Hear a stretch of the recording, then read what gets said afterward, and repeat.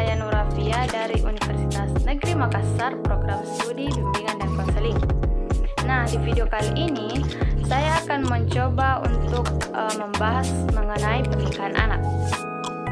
Tujuan dari video ini ialah agar kita dapat mengetahui apa sih yang disebut dengan pernikahan anak, dan yang kedua yaitu apa sih faktor-faktor yang memunculkan sehingga terjadinya pernikahan anak, dan yang ketiga yaitu dampak dari pernikahan anak, dan yang keempat yaitu upaya pemerintah mengatasi pernikahan anak, dan yang kelima yaitu BK Pranikah sebagai pencegah pernikahan anak. Yang pertama yaitu pengertian dari pernikahan anak. Menurut WHO, pernikahan dini atau pernikahan anak ialah pernikahan yang dilakukan oleh pasangan atau salah satu pasangan yang masih dikategorikan anak-anak atau remaja yang berusia di bawah dari 19 tahun. Nah, UNICEF juga menyatakan bahwa pernikahan usia dini ialah pernikahan yang dilaksanakan secara resmi ataupun tidak resmi yang dilakukan sebelum usia 18 tahun. Istilah pernikahan dini atau pernikahan anak ini tidak terdapat di dalam Kamus Besar Bahasa Indonesia. Tetapi ia lebih populer dikenal dengan pernikahan di bawah umur, yaitu pernikahan pada usia di mana seseorang tersebut belum mencapai dewasa. Umumnya pernikahan ini dilakukan oleh pemuda atau pemudi yang belum mencapai taraf ideal untuk melangsungkan suatu pernikahan. Bisa dikatakan mereka belum mapan secara emosional, finansial, serta belum siap secara fisik maupun psikisnya. Selanjutnya itu faktor terjadinya pernikahan dini. Di sini ada 6 faktor yang akan saya sebutkan. Yang pertama yaitu faktor ekonomi. Nah, kesulitan ekonomi ini menjadi salah satu faktor penyebab terjadinya pernikahan dini. Karena keluarga yang mengalami kesulitan pada aspek ekonomi akan cenderung menikahkan anaknya pada usia muda untuk melakukan pernikahan. Pernikahan ini diharapkan menjadi sebuah solusi bagi kesulitan ekonomi keluarga mereka dengan menikahkan anaknya. Diharapkan akan mengurangi beban ekonomi keluarga sehingga akan sedikit dapat mengatasi kesulitan ekonomi yang ada. Nah, yang kedua yaitu faktor dari orang tua. Nah, pada sisi lain terjadinya pernikahan anak atau pernikahan ini itu juga disebabkan oleh pengaruh dari orang tua atau paksaan dari orang tua. Ada beberapa alasan orang tua menikahkan anaknya secara dini atau masih di bawah umur. Yang pertama yaitu karena khawatir jika anaknya terjerumus pada pergaulan bebas dan berakibat negatif. Nah, ada juga yaitu karena ingin melanggengkan hubungan dengan relasinya. Nah, dengan cara menjodohkannya dengan anak dari saudara dari orang tuanya. Dengan alasan agar harta yang mereka miliki tidak jatuh ke orang lain dan tetap dipegang oleh keluarga mereka. Nah, dan yang ketiga yaitu kecelakaan. Maksud dari kecelakaan di sini yaitu terjadinya hamil di luar nikah. Nah, karena anak-anak melakukan hubungan yang melanggar norma, memaksa mereka untuk melakukan pernikahan dini, guna untuk memperjelas status anak yang ada di kandungannya. Pernikahan ini memaksa mereka untuk menikah dan bertanggung jawab dan berperan sebagai suami istri serta menjadi ayah dan ibu. Sehingga hal ini nantinya akan berdampak pada penuaian dini mereka karena mereka belum siap lahir maupun batinnya. Nah, adapun faktor yang keempat yaitu melanggengkan hubungan. Nah, pernikahan dini atau pernikahan anak ini sengaja dilakukan dan sudah disiapkan semuanya karena dilakukan dalam rangka untuk melanggengkan hubungan yang terjalin antar keduanya.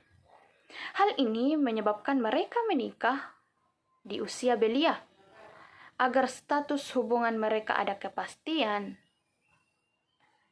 Dan selain itu pula, pernikahan ini dilakukan dalam rangka menghindari perbuatan yang tidak sesuai dengan norma agama dan masyarakat. Faktor yang kelima yaitu karena tradisi keluarga. Pada beberapa keluarga tertentu dapat dilihat ada yang memiliki tradisi atau kebiasaan menikahkan anaknya pada usia muda. Dan hal ini akan berlangsung secara terus-menerus. Nah, sehingga anak-anak yang ada pada keluarga tersebut secara otomatis akan mengikuti tradisi itu. Pada keluarga yang menganut kebiasaan ini, biasanya didasarkan pada pengetahuan dan informasi yang diperoleh bahwa dalam Islam tidak ada batasan usia untuk menikahkan. Yang penting adalah sudah mumayyiz atau balik dan berakal, sehingga sudah selayaknya jika untuk dinikahkan. Nah, faktor yang keenam yaitu adat istiadat setempat. Ada beberapa daerah yang menganut adat istiadat yang meyakini bahwa mereka tidak boleh menolak pinangan seseorang pada putrinya, walaupun putrinya itu masih berusia 18 tahun. Terkadang dianggap menyepelekan dan menghina, menyebabkan orang tua menikahkan putrinya. Selanjutnya yaitu dampak dari pernikahan anak. 4 dampak yang akan saya utarakan. Yang pertama yaitu ekonomi. Perkawinan anak seringkali menimbulkan adanya siklus kemiskinan yang baru. Nah, akibat perkawinan anak, mereka belum dapat mendapatkan pekerjaan yang layak dikarenakan tingkat pendidikan mereka yang rendah. Hal tersebut menyebabkan anak yang sudah menikah masih menjadi beban dari orang tua. Akibatnya, orang tua memiliki tanggung jawab yang lebih. Selain menghidupi keluarganya, mereka juga harus menghidupi keluarga yang baru. Selanjutnya yaitu dampak sosial. Perkawinan anak berdampak pada potensi perceraian dan perselingkuhan di kalangan pasangan muda yang baru menikah. Hal ini terjadi karena kondisi emosi mereka yang belum stabil, sehingga terkadang terjadi pertengkaran dalam menghadapi masalah, maupun itu sekecil apapun. Nah, adanya pertengkaran ini juga menyebabkan tertimbulnya KDRT atau kekerasan dalam rumah tangga. Nah, dampak sosial lainnya yaitu banyak terjadi kasus atau kekerasan seksual pada anak, serta banyaknya remaja yang putus sekolah. Selain itu, ditemukan pula kasus di mana anak remaja yang mengalami hamil di luar nikah tidak diinginkan, sehingga harus dipindahkan keluar dari lingkungannya. Lalu dinikahkanlah ia, namun akhirnya terpaksa melahirkan. Nah, dalam hal ini mereka menjadi kurang diterima atau didiskriminasikan baik oleh keluarga sendiri maupun lingkungan sosialnya. Nah, dampak yang keempat yaitu dampak psikologis. Secara mental, seorang anak yang berusia di bawah dari 19 tahun, mereka itu secara mental belum siap menghadapi perubahan peran dan menghadapi masalah dalam rumah tangga, sehingga seringkali menimbulkan penyesalan akan kehilangan masa sekolah dan remajanya. Perkawinan anak ini berpotensi mengakibatkan trauma sampai kematian, terutama dialami oleh remaja perempuan dalam perkawinan. Selain itu pula, remaja perempuan yang sudah menikah muda akan mengalami kehamilan.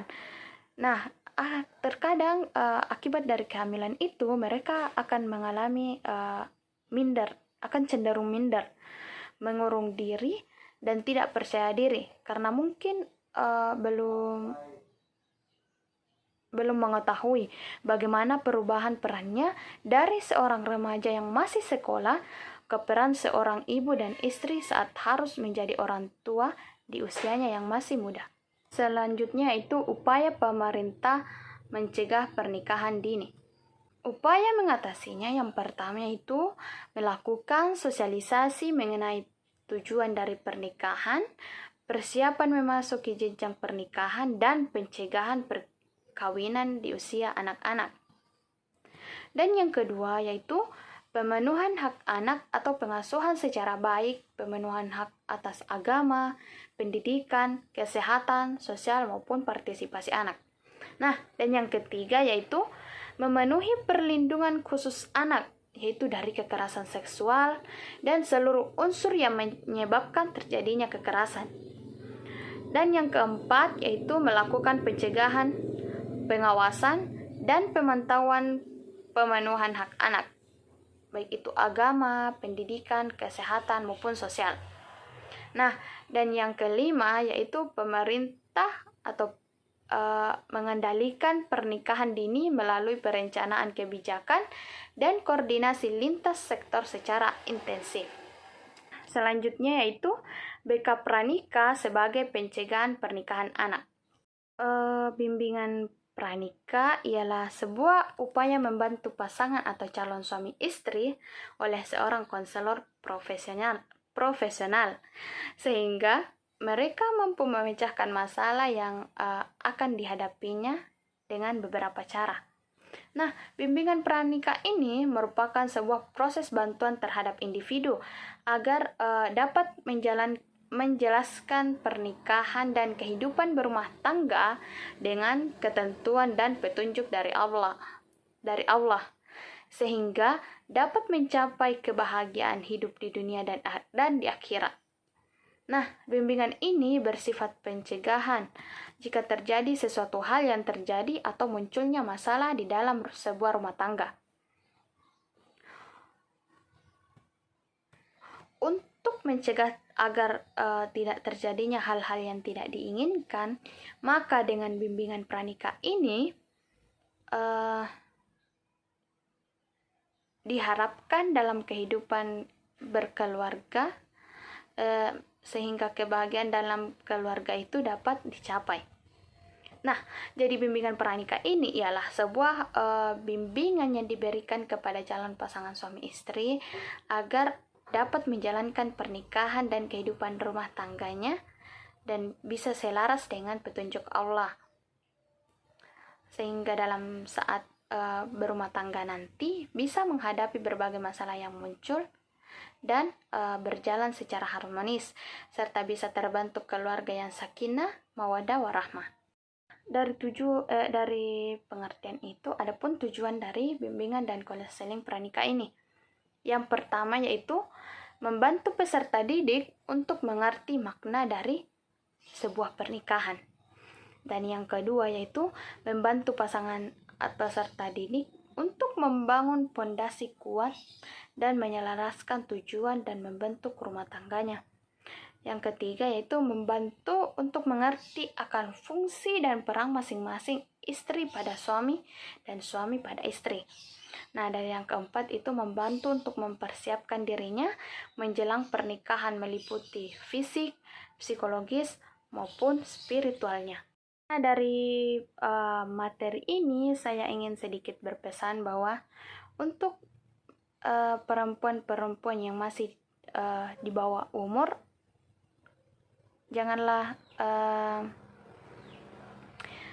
berpikir untuk menikah di usia muda karena risikonya sangat tinggi.